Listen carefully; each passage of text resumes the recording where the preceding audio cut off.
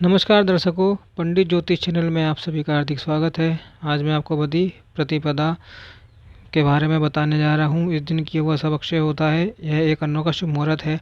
Video पूरा अंत तक देखिए एवं वीडियो देखने से पहले आप हमारे चैनल को सब्सक्राइब कीजिए, वीडियो लाइक कीजिए।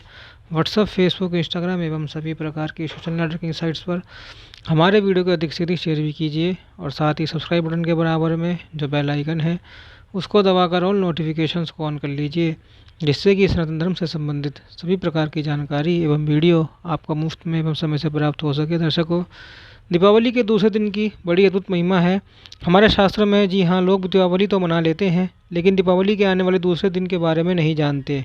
बहुत सारे लोग इस विषय पर अनभिज्ञ हैं। तो आइए जानते हैं इस वीडियो में हम लोग। देखिए, दूसरा दिन जो होता है ना दीपावली का, उसे कार्तिक शुक्ल प्रतिपदा कहते हैं, अथवा तो इस दिन बलि प्रतिपदा भी कहते हैं। इसी दिन गोवर्धन पूजन भी होता है, इसी दिन अन्नकूट भी होता है और इसी दिन गो क्रीड़ा भी होती है। तो देखिए, शास्त्रों में इस तिथि को वैष्णवी तिथि कहा गया है। जी हाँ, वर्ष में टोटल 3.5 शुभ मुहूर्त होते हैं।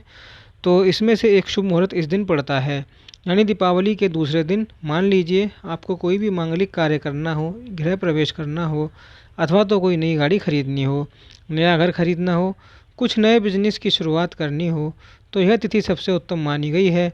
इसमें आपको पोथी पत्रा देखने की भी आवश्यकता नहीं है, क्योंकि पूरा ही दिन शुभ मुहूर्त है।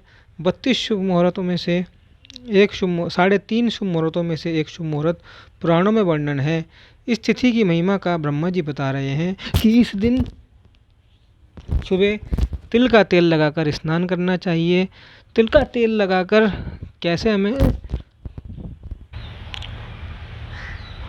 तिल का तेल लगाकर स्नान करना चाहिए। तो तिल का तेल लगाकर कैसे हमें लोग को नरक चतुर्दशी की सुबह में स्नान करना होगा जो होता है। जिन लोगों को उनको पता होगा, तो नए लोग हैं, मैं आपको बता दूंगी। सूर्योदय से पहले आपको उठना है और शौच आदि से निवृत्त होकर फिर आपको पूरे शरीर पर तिल का तेल रगड़ना है और ठंडे जल से नहाना है, जैसे कि हम नरक चतुर्दशी के दिन नहाते हैं, छोटी दिवाली के दिन। इसको तेलाभंग कहते हैं।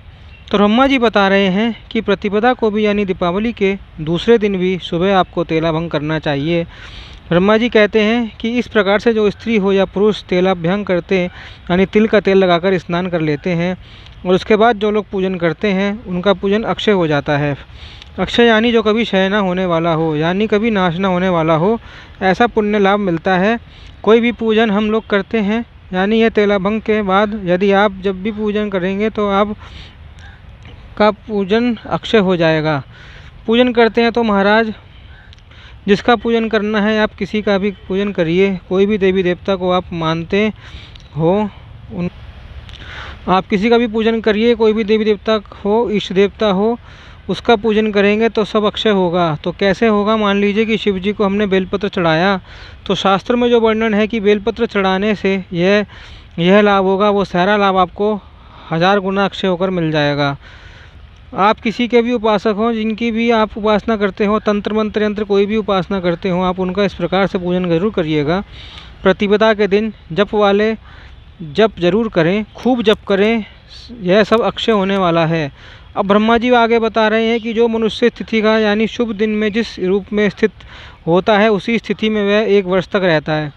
इस बात को आप लोग समझिए कि आप इस दिन जैसे भी रहोगे, प्रसन्न रहेंगे, दुखी रहेंगे, नाराज रहेंगे, खिन्न रहेंगे ना, अथवा तो भगवत उपासना में, भगवान चिंतन में मग्न रहेंगे, वह सब आपके भाव पूरे वर्ष भर को प्रभावित करने वाले हैं। यह ब्रह्मा जी बता रहे हैं। इसलिए यदि सुंदर, दिव्य एवं उत्तम भोगों को भोगने की इच्छा हो तो इस दिन मंगल में उत्सव अवश्य यानी करें, यानी इस दिन आप पूरे दिन प्रसन्न रहने का प्रयास अवश्य करें। अब देखिए, इस दिन आपको शुभ दर्शन करने हैं। बहुत सारे शुभ दर्शन माने गए हैं। जैसे गो का दर्शन शुभ दर्शन होता है, अश्व का दर्शन, गज का दर्शन, सोने का दर्शन, चांदी का दर्शन, गंगा जी का दर्शन है, हरि का दर्शन, दही का दर्शन, गोमूत्र का दर्शन, गाय के घी का दर्शन। इस प्रकार से कई प्रकार के दर्शन हैं। शुभ दर्शन उस दिन आवश्यक हमें करना चाहिए। तो जो लोग इस दिन पूजा पाठ अथवा तो दान पुण्य में समय व्यतीत करते हैं, ब्रह्मा जी के अनुसार उनका पूरा वर्ष शुभम होता है, मंगलमय हो जाता है। ब्रह्मा जी ही आगे बता रहे हैं कि आज के दिन गोवर्धन पूजन करना चाहिए। लेकिन देखिए,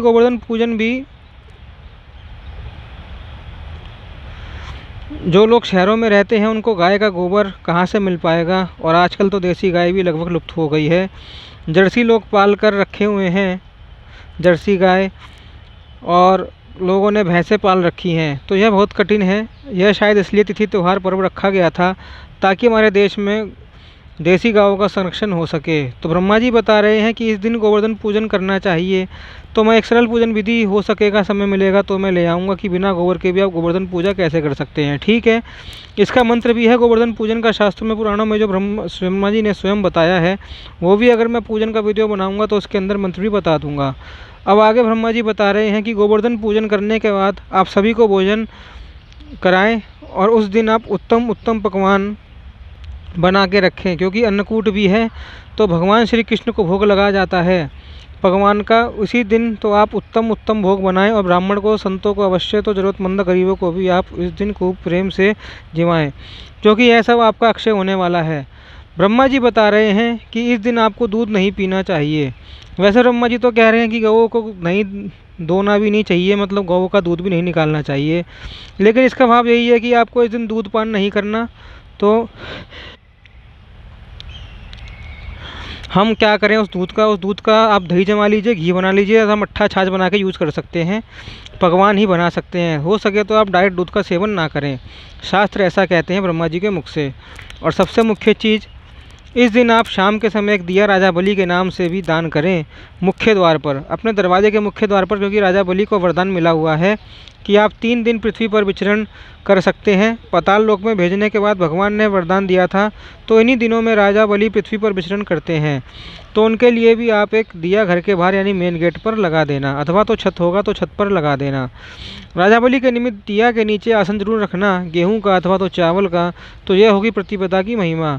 तो आप लोग इस तिथि का जरूर लाभ लीजिएगा, सब अक्षय होने वाला है, इस बात का आप लोग ध्यान रखिएगा। घाटे का सौदा नहीं है, बिल्कुल फ़ायदे का सौदा ही है। मिलते हैं अगले वीडियो में, जब तक हमारे चैनल को सब्सक्राइब कीजिए, वीडियो लाइक कीजिए, अधिक से अधिक शेयर कीजिए, वायरल कीजिए। ओम नमो नारायणाय, ओम नमो भगवते वासुदेव।